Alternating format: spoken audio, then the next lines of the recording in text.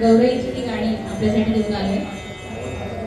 Mic mic दादा, mic दादा, हे ढोलकीवाल्याचं माईक लावून दे जरा प्लीज.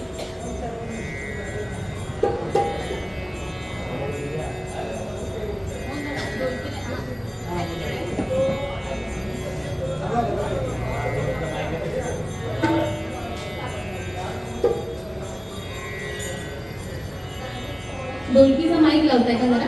हां.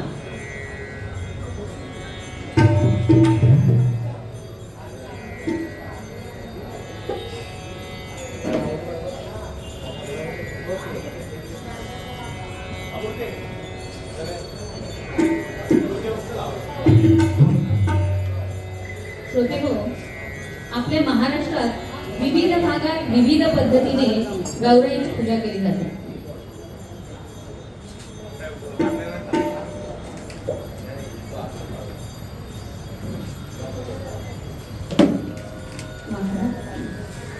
श्रोते हो, आपल्या महाराष्ट्रात विविध भागात विविध पद्धतीने गौराईची पूजा केली जाते.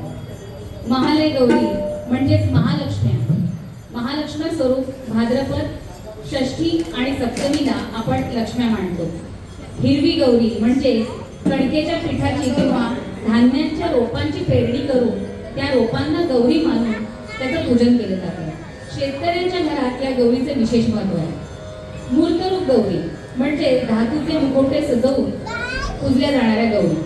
घरोबा गौरी म्हणजे पिढ्यानपिढ्या चालत आलेल्या पितळी किंवा चांदीच्या मुखवट्यांच्या गौरी सजवून त्याचे पूजन केले जाते.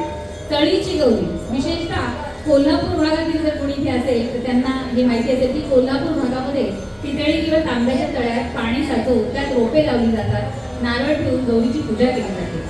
अशी प्रथा आपल्या महाराष्ट्रात वेगवेगळ्या विभागात वेगवेगळ्या पद्धतीने गौराईचं पूजन केलं जातं. थोडक्यात काय तर गौरी म्हणजे सौभाग्याचं, भरभराटीचं, धनधान्याचं, पुत्रपौत्रांचं, माणसाच्या आयुष्याच्या सर्वांगीण समृद्धीचं प्रतीक, जिच्या पावलांनी आपले जीवन समृद्ध होते.